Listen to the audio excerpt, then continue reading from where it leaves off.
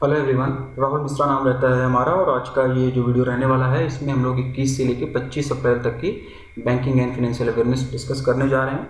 और अपने पिछले वीडियोस में हम लोगों ने 20 अप्रैल तक की banking and financial awareness discuss कर लिया था। साथ ही साथ में हम लोगों ने आरबीआई का एक डाटा और सेबी की एक गाइडलाइन डिस्कस कर ली है ऑलरेडी। और वो आपको जो आपके भी कोर्सेज़ हैं, जिन लोगों ने भी कोर्स वगैरह परचेज़ किया हुआ वहाँ पे आपको उसका एक्सेस मिल गया होगा। और ये एक दो वीडियोस आपको यूट्यूब पर भी ये मिल गए होंगे, ठीक है ना।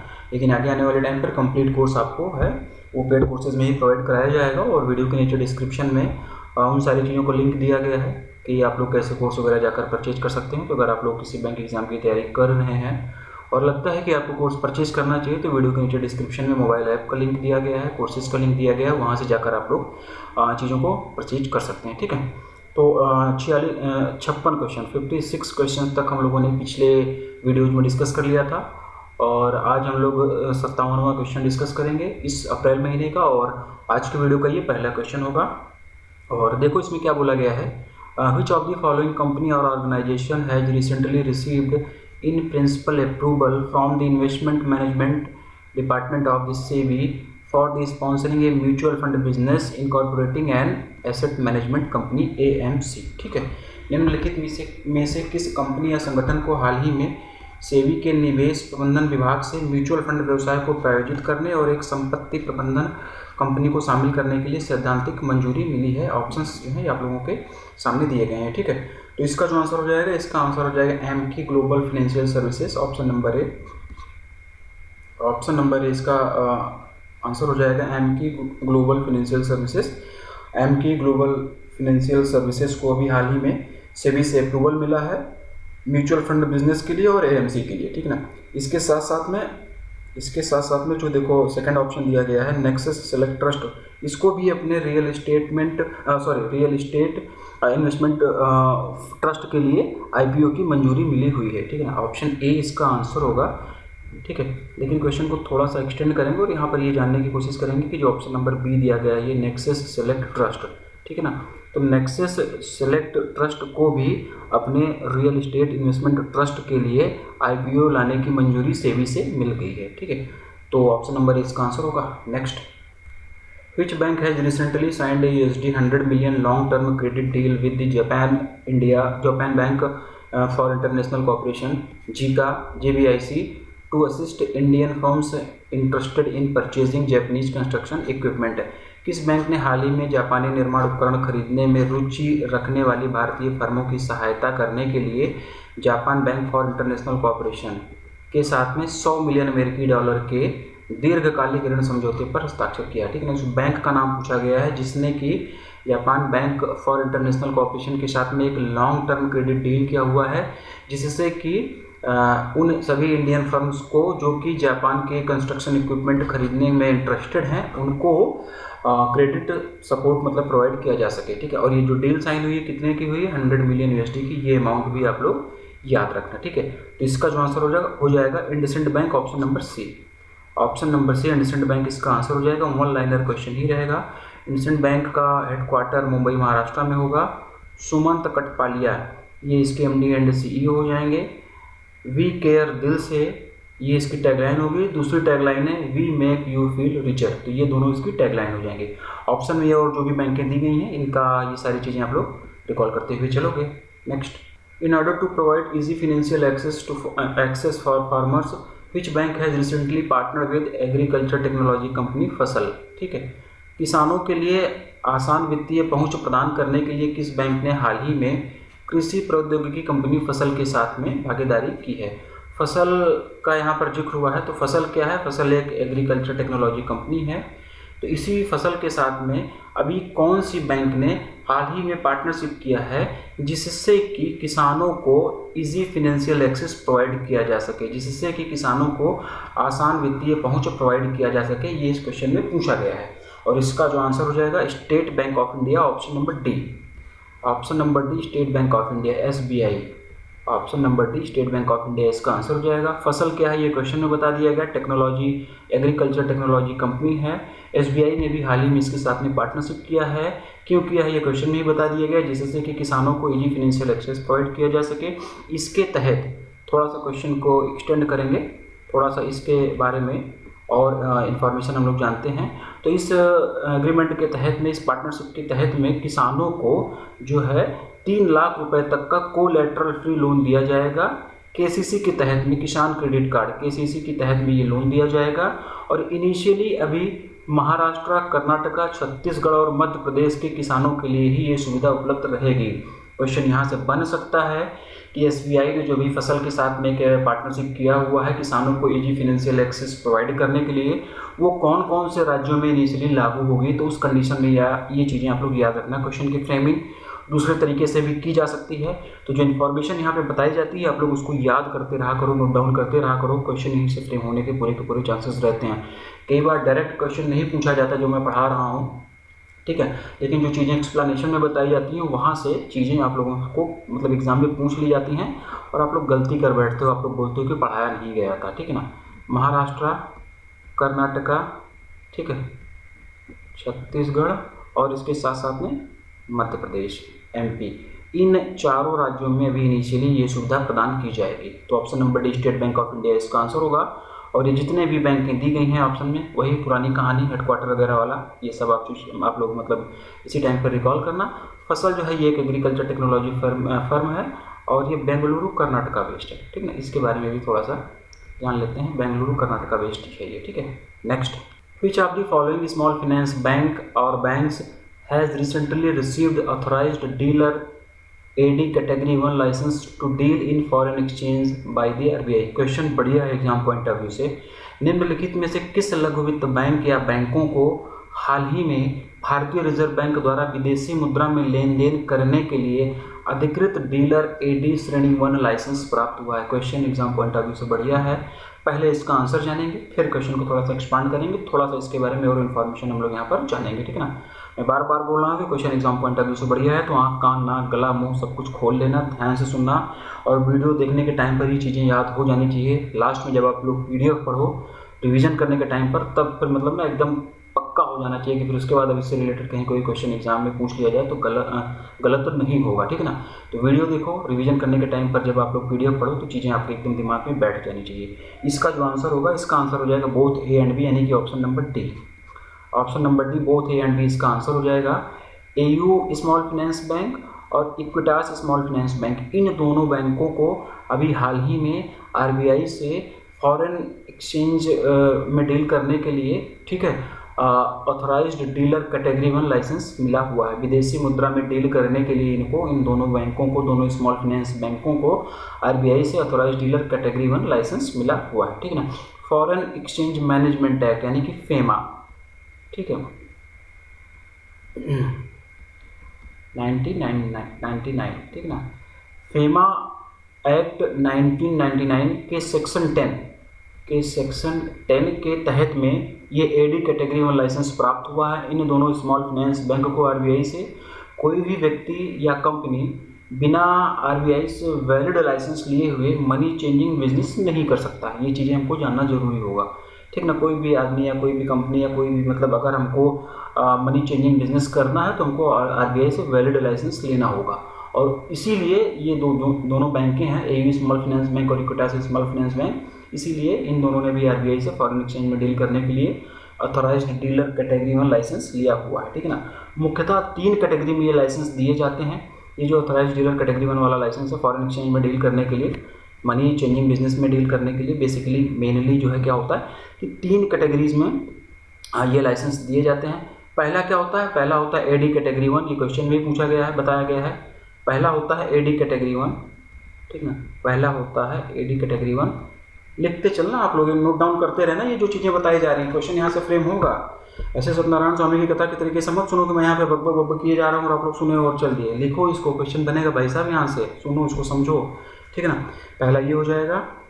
दूसरी जो कैटेगरी होती है AD कैटेगरी 2 होती है, और तीसरी जो कैटेगरी हमारी होती है फुल फ्लेज्ड मनी चेंजर्स, ठीक है ना। इसको हम लोग क्या बोलते हैं, फुल फ्लेज्ड मनी चेंजर्स, ठीक है ना। तो ये 3 कैटेगरीज होती हैं, AD कैटेगरी 1, AD कैटेगरी 2 और फुल फ्लेज्ड मनी चेंजर्स।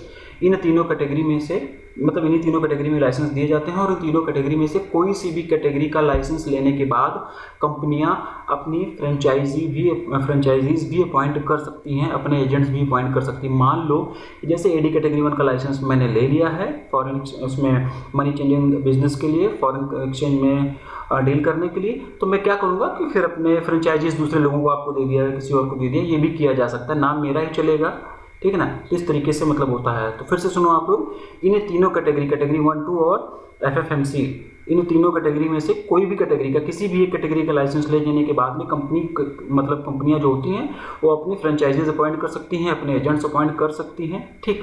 और थोड़ा सा और आगे बढ़ते हैं। RBI ने एक स्टेटमेंट दिया था बहुत पहले, RBI का एक स्टेटमेंट था जिसमें उस स्टेटमेंट के अनुसार सभी scheduled small finance bank at least AD category 2 में 2 साल के ऑपरेशन कंप्लीट करने के बाद, 2 साल के सक्सेसफुल ऑपरेशन कंप्लीट करने के बाद AD कैटेगरी 1 के लिए लाइसेंस के लिए एलिजिबल हो जाते हैं। फिर से सुनो आप, यहाँ पर ये थोड़ा सा डीप में हम लोग जा रहे हैं। सुनो, AD कैटेगरी 2 की बात हो रही है, AD कैटेगरी 1 की बात हो रही है। इस लाइन को फिर से सुनो। RBI का एक स्टेटमेंट था जिसमें ये बोला गया था, जिसमें RBI ने ये कहा था कि सभी शेड्यूल्ड स्मॉल फाइनेंस बैंक, ध्यान रखना स्मॉल फाइनेंस बैंक की बात हो रही है, तो जो अंतर है, जो डिफरेंस है, उसको समझने की कोशिश करना। सभी scheduled small finance bank at least AD category 2 में 2 साल के सक्सेसफुल ऑपरेशन कंप्लीट हो जाने के बाद में AD कैटेगरी 1 के लाइसेंस के लिए एलिजिबल हो जाते हैं, ठीक। तो ये AD कैटेगरी 1 के लाइसेंस के लिए एलिजिबिलिटी क्राइटेरिया बताया गया। और AD कैटेगरी 1 के लाइसेंस प्राप्त करने के कुछ और क्राइटेरियाज भी हैं, जिसमें से कि कुछ मैं आपको यहाँ पे बता रहा हूँ, कुछ चीज़ें आपको PDF में मिलेंगी, वहाँ से भी आप लोग इन सारी चीज़ों को पढ़ना। तो और जो क्राइटेरिया है उसमें से पहला क्राइटेरिया क्या है कि मिनिमम नेटवर्थ जो है वो 500 करोड़ रुपए की होनी चाहिए। मिनिमम नेटवर्थ 500 करोड़ रुपए की होनी चाहिए। Capital to risk weighted asset ratio 15% से, capital to risk weighted asset ratio 15% से कम नहीं होना चाहिए। नेट NPA जो है, नेट NPA की अगर हम लोग बात करें तो जो नेट NPA है वो 6% से ज़्यादा नहीं होना चाहिए, मतलब कि 6% से कम होना चाहिए। क्या होना चाहिए 6% से कम? Net NPA। और मैं ये बता क्या रहा हूँ, ये मैं AD कैटेगरी 1 लाइसेंस की क्राइटेरियाज बता रहा हूँ, ठीक है। तो नेट NPA 6% से ज़्यादा नहीं होना चाहिए, मतलब कि 6% से कम ही होना चाहिए। और पिछले लगातार 4 क्वार्टर के दौरान ये 6% से ज़्यादा नहीं होना चाहिए, ठीक। फिर से सुनो आप लोग, नेट NPA 6% से ज़्यादा नहीं होना चाहिए पिछले 4 लगातार क्वार्टर्स के दौरान, ठीक। अगला क्राइटेरिया क्या है? 2 साल से लगातार प्रॉफिट गेन करना चाहिए, ठीक है ना। AD कैटेगरी 1 का अगर आपको लाइसेंस लेना है तो आपका जो कंपनी है, जो आपका स्मॉल फाइनेंस बैंक है, जो भी है, वो आपको 2 साल से लगातार आपको प्रॉफिट लगातार गेन करना होगा, प्रॉफिट में रहना होगा लगातार, ठीक। तो ये मैक्सिमम पॉसिबल एग्जाम ओरिएंटेड चीज़ें बताई गई और ये question exam point of view से बढ़िया था। हो सकता है कि यहाँ से कोई ना कोई क्वेश्चन आप लोगों को एग्जाम में देखने को मिल जाए। यहाँ पर बात हुई है AU स्मॉल फाइनेंस बैंक की। तो AU स्मॉल फाइनेंस बैंक का जो हेडक्वार्टर है ये जयपुर राजस्थान में हो जाएगा। संजय अग्रवाल ये इसके MD एंड CEO हो जाएंगे। दूसरा आंसर है इसका Equitas small finance bank, option number B। तो इसका जो हेडक्वार्टर है वो चेन्नई तमिलनाडु में हो जाएगा। चेन्नई तमिलनाडु में इसका हेडक्वार्टर होगा। MD एंड CEO की अगर हम लोग बात करेंगे तो वासुदेवन पथानगी जो है इसके MD एंड CEO हो जाएंगे। इसाफ स्मॉल फाइनेंस बैंक की भी बात हुई है, तो ये इसका हेडक्वार्टर और MD एंड CEO आप लोग खुद से पढ़ोगे। Next, in order to scale up and expand its agricultural lending portfolio, which bank has recently entered into a banking correspondent agreement with Chennai-based agriculture fintech startup किसान विकास, जिसको कि short में kiwi भी बोलते हैं। क्वेश्चन ये भी बढ़िया है। अपने कृषि ऋण पोर्टफोलियो को बढ़ाने और विस्तारित करने के लिए किस बैंक ने हाल ही में चेन्नई स्थित एक कृषि फिनटेक स्टार्टअप किसान विकास कीवी के साथ में एक बैंकिंग समझौता किया है, ठीक है ना।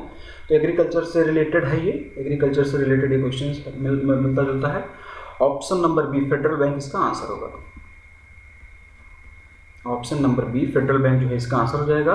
और इनिशियली तमिलनाडु में ही अपने बिजनेस को एक्सपांड करेंगे। इनिशियली तमिलनाडु में ही अपने बिजनेस को एक्सपांड करने के लिए फेडरल बैंक ने Chennai based agriculture fintech startup किसान विकास के साथ में अभी हाल ही में मतलब जो है एक बैंकिंग करस्पॉन्डेंट एग्रीमेंट साइन किया हुआ है, ठीक है ना। फेडरल बैंक की यहाँ पर बात हुई है तो फेडरल बैंक के बारे में हम लोग जानेंगे थोड़ा सा। अलुवा केरला में जो है इसका क्या हो जाएगा, अलुवा केरला में इसका हेडक्वार्टर हो जाएगा। और श्याम श्रीनिवासन इसके MD एंड CEO हो जाएंगे। योर परफेक्ट बैंकिंग पार्टनर, ये इसकी क्या हो जाएगी, टैगलाइन हो जाएगी। ऑप्शन में जो और बैंकें दी गई हैं इनका ये सारी चीज़ें आप लोग रिकॉल करो। Next, who has recently launch the first phase of the साथी पोर्टल एंड मोबाइल एप्लीकेशन, ठीक है ना। साथी एक पोर्टल और मोबाइल एप्लीकेशन है, उसका फर्स्ट फेज किसने अभी लॉन्च किया, ये इसमें पूछा गया है। और साथी का फुल फॉर्म भी यहाँ पर दे दिया गया है क्वेश्चन में, इसीलिए मैं क्वेश्चन में ही फ्रेम कर देता हूँ, जिससे कि आप लोग पढ़ते रहो तो याद उसी टाइम पर हो जाए, ठीक है ना। और ये पूछा जाएगा भी। आपने देखा होगा इंडियन बैंक का पेपर हुआ था एसओ का मार्केटिंग वाला, उसमें इस तरीके से भी क्वेश्चन आए थे। तो साथी का जो फुल फॉर्म हो जाएगा speed traceability authentication and holistic inventory, ये इसका फुल फॉर्म होगा। ये भी याद रखना, क्वेश्चन यहाँ से भी पूछे जा सकते हैं, ठीक ना। और इसमें यही पूछा गया है कभी साथी पोर्टल और मोबाइल एप्लीकेशन का फर्स्ट फेज किसके द्वारा हाल ही में लॉन्च किया गया था, ये इसमें पूछा गया है। और इसका जो आंसर हो जाएगा Narendra Singh Tomar, option number A Narendra Singh Tomar, ये इसका आंसर होगा, ठीक है ना। Option number A Narendra Singh Tomar जो है ये इसका आंसर हो जाएगा। और ये नरेंद्र सिंह तोमर जी हैं कौन, तो ये union minister of agriculture and farmer welfare है, ठीक है ना। ये union minister of agriculture and farmer welfare है, ठीक है, मतलब कि कृषि मंत्री हैं, आसान भाषा में समझ लो। एग्रीकल्चर से रिलेटेड ये भी क्वेश्चन था, तो इसको भी याद रखना। और ये जो साथी पोर्टल है बेसिकली काम क्या करेगा, थोड़ा सा साथी पोर्टल के बारे में हल्का सा जानते हैं, थोड़ा सा इसके बारे में बहुत ज़्यादा डीप में नहीं जाएंगे।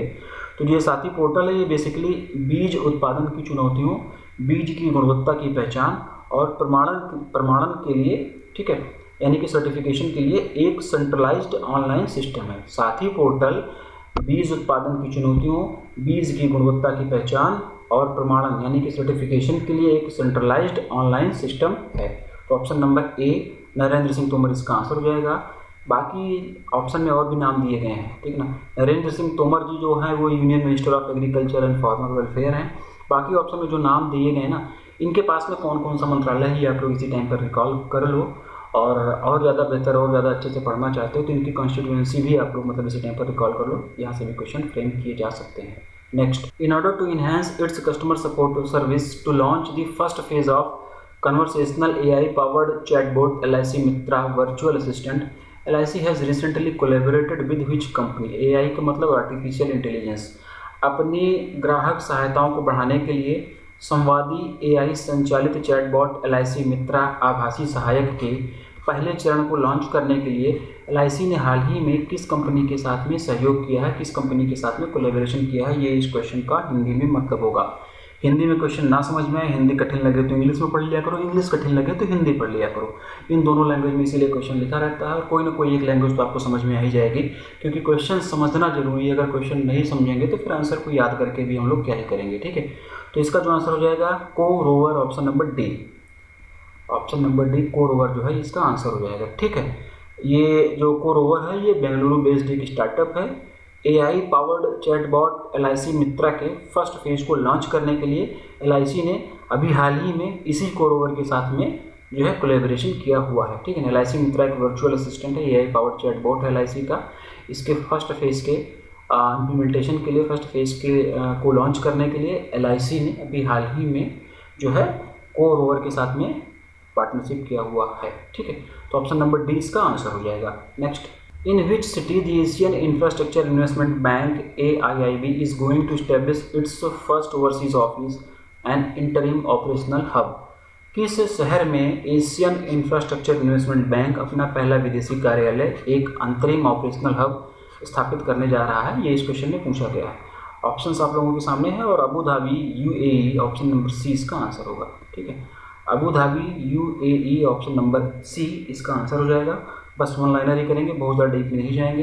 यहाँ पर AIIB की बात हुई है तो AIIB यानी कि एशियन इंफ्रास्ट्रक्चर इन्वेस्टमेंट बैंक का हेडक्वार्टर जो है ये बीजिंग चाइना में इसका हेडक्वार्टर हो जाएगा जिनलीक्विन, ठीक है। जिनलीक्विन जी जो हैं वो इसके प्रेसिडेंट हो जाएंगे। Next, which bank has secured first rank in the enhanced access and service excellence ease Reform Index for Q3 of Financial Year 23 recently released by the Indian Banks Association in April 2023। Question बढ़िया है exam point of view से। हाल ही में अप्रैल 2023 में Indian banks association द्वारा जारी financial year 2023 के Q3 के लिए enhanced access and service excellence ease reform index में किस बैंक ने पहली रैंक हासिल की है, ठीक है ना। अभी इंडियन बैंक्स एसोसिएशन के द्वारा अप्रैल में ईज इंडेक्स रिलीज किया गया है फाइनेंशियल ईयर 2023 के क्वार्टर 3 के लिए, और इसमें कौन से बैंक ने फर्स्ट रैंक हासिल की ये इसमें पूछा गया है। ईज का क्या मतलब हो जाता है, enhanced access and service excellence, ठीक है। तो ये भी आप लोग जानना, ईज का फुल फॉर्म भी जानना, ठीक है। तो इसमें कौन से बैंक ने फर्स्ट रैंक हासिल किया है ये इसमें पूछा गया है। तो इसका जो आंसर होगा union bank of India, option number B, ठीक है। Option number B union bank of India जो है ये इसका आंसर हो जाएगा। Option number B union bank of India इसका आंसर हो जाएगा। IBA यानी कि इंडियन बैंक्स एसोसिएशन के द्वारा फाइनेंशियल ईयर 2023 के क्वार्टर 3 के लिए ईज रिफॉर्म इंडेक्स जारी किया गया था अभी हाल ही में, और पब्लिक सेक्टर बैंक के लिए प्रिस्क्राइब्ड रिफॉर्म्स को सबसे ज़्यादा अच्छे तरीके से, सबसे बेहतर तरीके से अडॉप्ट करने के कारण यूनियन बैंक ऑफ इंडिया को पब्लिक सेक्टर बैंक की कैटेगरी में फर्स्ट रैंक प्राप्त हुई है, ठीक। ये लाइन फिर से सुनो, पब्लिक इसको क्योंकि फर्स्ट रैंक क्यों मिली ये जानना जरूरी है, ठीक ना। तो पब्लिक सेक्टर बैंक्स के लिए जो भी प्रिस्क्राइब्ड रिफॉर्म्स होते हैं उसको अडॉप्ट करने के लिए, उसको इम्प्लीमेंट करने के लिए, उसको और बेहतर तरीके से कार्य प्रणाली में लाने के लिए यूनियन बैंक ऑफ इंडिया को पब्लिक सेक्टर बैंक की कैटेगरी में फर्स्ट रैंक प्राप्त हुई है। और ये जो ईज है यानी कि enhanced access and service excellence, ये मिनिस्ट्री ऑफ फाइनेंस के अंतर्गत आने वाले जो डिपार्टमेंट हैं, department of finance, ministry of finance के अंतर्गत एक डिपार्टमेंट आता है जिसको हम लोग department of financial services DFS बोलते हैं, ठीक है ना। तो ये उसी DFS का एक इनिशिएटिव है ईज की जो बात हो रही है, enhanced access and service excellence, ये मिनिस्ट्री ऑफ फाइनेंस के अंतर्गत आने वाले department of financial services DFS का एक इनिशिएटिव है जो कि पब्लिक सेक्टर बैंक के रिफॉर्म के लिए काम करता है। तो जो ईज है ये क्या काम करता है, ये पब्लिक सेक्टर बैंक के रिफॉर्म के लिए काम करता है, ये ध्यान रखना है आप लोग, ठीक ना। क्वेश्चन अच्छा है, जो भी ये राम कहानी में सुना रहा हूँ, जो भी सत्यनारायण स्वामी की कथा में सुना रहा हूँ, सुनना इसको, क्वेश्चन यहाँ से बनेगा, ठीक है। सुनो इसको, मतलब अच्छे से सुनो, ठीक। आगे बढ़ते हैं। PSBs के रिफॉर्म को ईज 5.0 के तहत में 5 थीम पर भी मेजर किया गया, ठीक है ना। जो भी ये रिलीज, जो इंडियन बैंक्स एसोसिएशन के द्वारा अप्रैल में जो ये रिलीज़ किया गया था, ठीक है ना, इसका ये मतलब ईज 5.0 के नाम से इसको जानते हैं, जो भी रिलीज़ किया गया क्वार्टर 3 के लिए फाइनेंशियल ईयर 2023 के लिए इंडियन बैंक्स एसोसिएशन के द्वारा। और ये 5 थीम पर बेसिकली मेजर किया गया था। जो यूनियन बैंक ऑफ इंडिया जीती है, इसको जीतने के लिए मतलब इनको 5 थीम पर मेजर किया गया था। पब्लिक सेक्टर बैंकों को 5 थीम पर मेजर किया गया था, जिनमें से कि 4 थीम में यूनियन बैंक ऑफ इंडिया ने अच्छा परफॉर्म किया था और फर्स्ट रैंक हासिल कर ली। 5 थीम पर सारी बैंकों को मेजर किया गया था, 4 थीम में यूनियन बैंक ऑफ इंडिया ने अच्छा परफॉर्म किया और फर्स्ट रैंक हासिल कर ली। कौन कौन सी 4 थीम थी वो जिसमें कि यूनियन बैंक ऑफ इंडिया ने अच्छा परफॉर्म किया और फर्स्ट रैंक हासिल कर ली, ये जानना जरूरी है। तो पहली थीम क्या थी? पहली थीम थी बिग डाटा एंड एनालिटिक्स, पहली थीम थी बिग डाटा एंड एनालिटिक्स। दूसरी थीम थी डिजिटली इनेबल्ड कस्टमर्स ऑफरिंग। तीसरी थीम थी मॉडर्न टेक्नोलॉजी एंड कैपेबिलिटीज़। चौथी थीम थी एम्प्लॉय डेवलपमेंट एंड गवर्नेंस, ठीक। तो ये चारों थीम थी, इन्हीं चारों थीमों में यूनियन बैंक ऑफ इंडिया ने अच्छा परफॉर्म किया और फर्स्ट रैंक हासिल कर ली, ठीक है। तो ये एग्जाम पॉइंट ऑफ व्यू से बढ़िया क्वेश्चन था। ईज के बारे में बताया गया। इंडियन बैंक एसोसिएशन का चेयरपर्सन कौन है ये आप लोग कमेंट करके बताओगे, आप बताओ, पढ़ाया हुआ है मैंने, ठीक है। और यहाँ पर यूनियन बैंक ऑफ इंडिया की भी बात हुई है। तो यूनियन बैंक ऑफ इंडिया के हेडक्वार्टर की बात करेंगे तो मुंबई महाराष्ट्र में हेडक्वार्टर, ए मनी मेखला इसके MD and CEO, good people to bank with, ये इसकी टैगलाइन होगी, ठीक है। Next, which Indian state has recently received the national award for the best implementation of the Pradhan Mantri Fasal Bima Yojana for the year of 2022 to 23? किस भारतीय राज्य को हाल ही में 2022-23 के लिए प्रधानमंत्री फसल बीमा योजना के सर्वोत्तम कार्यान्वयन के लिए राष्ट्रीय पुरस्कार मिला हुआ है? 1 लाइनर क्वेश्चन रहेगा। कर्नाटका इसका आंसर होगा, ऑप्शन नंबर डी। कर्नाटका को अभी हाल ही में कर्नाटका को अभी हाल ही में प्रधानमंत्री फसल बीमा योजना PMFBY के बेस्ट इम्प्लीमेंटेशन के लिए 2022-23 में बेस्ट इम्प्लीमेंटेशन के लिए नेशनल अवार्ड से भी हाल ही में इसको सम्मानित किया गया है। एग्रीकल्चर से रिलेटेड ये भी क्वेश्चन रहेगा। Next, who will release a new commemorative coin of ₹100 denomination on 30th of April 2023 for the 100th episode of the prime minister Narendra Modi's radio show मन की बात। क्वेश्चन बढ़िया है। प्रधानमंत्री नरेंद्र मोदी के रेडियो शो मन की बात की 100वीं एपिसोड, 100वीं कड़ी के लिए अप्रैल 2023 को 100 रुपये मूल्य का नया स्मारक सिक्का कौन जारी करेगा, यानी कि कॉमेमोरेटिव कॉइन 100 रुपये का, ये कौन जारी करेगा 30 अप्रैल 2023 को, जिस दिन प्रधानमंत्री नरेंद्र मोदी का रेडियो का जो शो है मन की बात, उसका 100वां एपिसोड प्रसारित होगा। ऑप्शंस आप लोगों के सामने दिए गए हैं और इसका जो आंसर हो जाएगा ऑप्शन नंबर ए, पीएम मोदी इटसेल्फ, प्रधानमंत्री नरेंद्र मोदी खुद इस सिक्के को जारी करेंगे। ठीक है, क्वेश्चन को थोड़ा सा एक्सपांड करते हैं, थोड़ा सा इसके बारे में और डीप में जाते हैं, चीज़ों को और बेहतर तरीके से समझते हैं। एग्जाम पॉइंट ऑफ व्यू से ये भी क्वेश्चन बढ़िया है।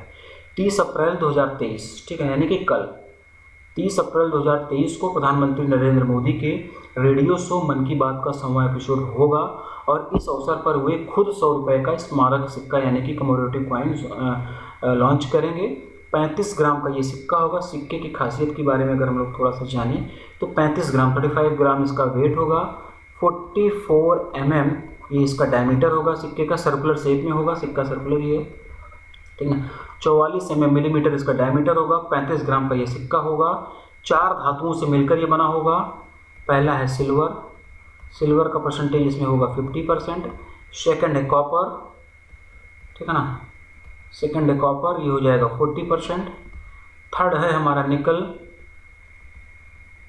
ठीक है, निकल का परसेंटेज हो जाएगा 5%। फोर्थ है हमारा जिंक, ठीक है, जिंक का भी परसेंटेज हमारा 5 हो जाएगा। सारा जोड़ दो आप लोग 100% ये हो जाएगा, ठीक है।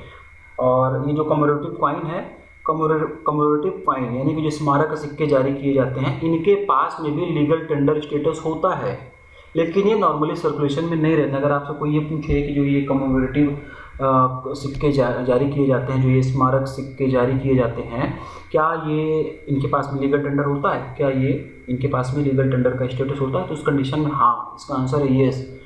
कमोमेरेटिव कॉइन्स के पास में यानी कि स्मारक सिक्कों के पास में भी लीगल टेंडर स्टेटस होता है, लेकिन ये नॉर्मली सर्कुलेशन में होते नहीं है, मार्केट में इसको उतारा ही नहीं जाता। ठीक, अब बात करते हैं मन की बात की। ठीक है, प्रधानमंत्री जी मन की बात लगातार कर ही रहे हैं, तो हम लोग भी थोड़ा सा अपने मन के बारे में बात कर लेते हैं ना। हालांकि प्रधानमंत्री जी सिर्फ अपने मन की ही बात करते हैं, लेकिन हम और आप आपस में मन की बात कर लेते हैं अभी फ़िलहाल। तो मन की बात जो है बेसिकली एक ये रेडियो शो है, रेडियो में प्रसारित किया जाने वाला शो है।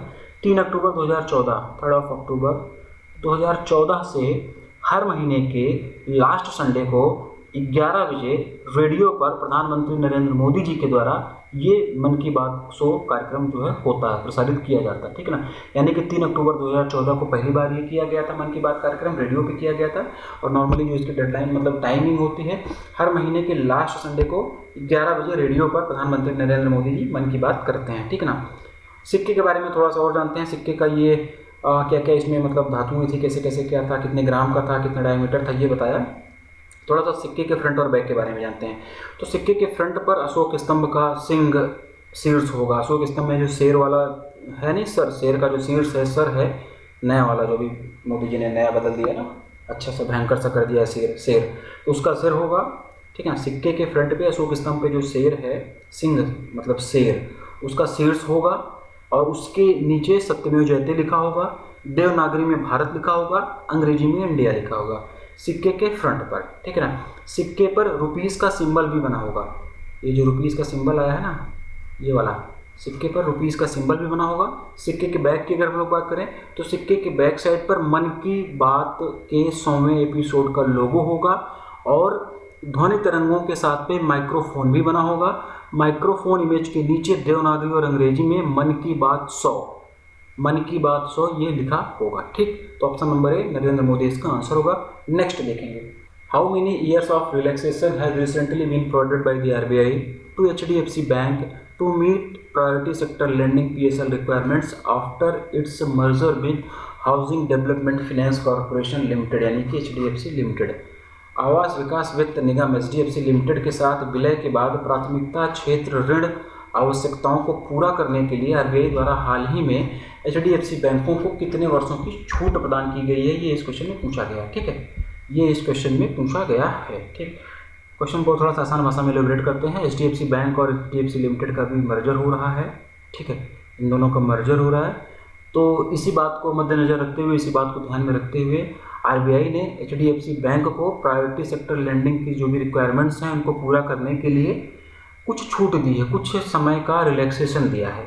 तो कितने समय का रिलैक्सेशन दिया गया, यही इस क्वेश्चन में पूछा गया है। और ऑप्शन नंबर सी 3 ईयर्स इसका आंसर होगा। 3 साल का रिलैक्सेशन दिया गया है। ऑप्शन नंबर सी 3 ईयर्स इसका रिलैक्सेशन हो जाएगा। HDFC बैंक का HDFC लिमिटेड में मर्जर हो रहा है, इस वजह से RBI ने HDFC बैंक को प्रायोरिटी सेक्टर लेंडिंग रिक्वायरमेंट्स को पूरा करने के लिए 3 साल का रिलैक्सेशन दिया है। ये चीज़ यहीं पर क्लियर होती है, ठीक है। ये इसका मतलब होगा। HDFC बैंक की बात हुई है तो फिर से वही मुंबई महाराष्ट्र हेडक्वार्टर होगा।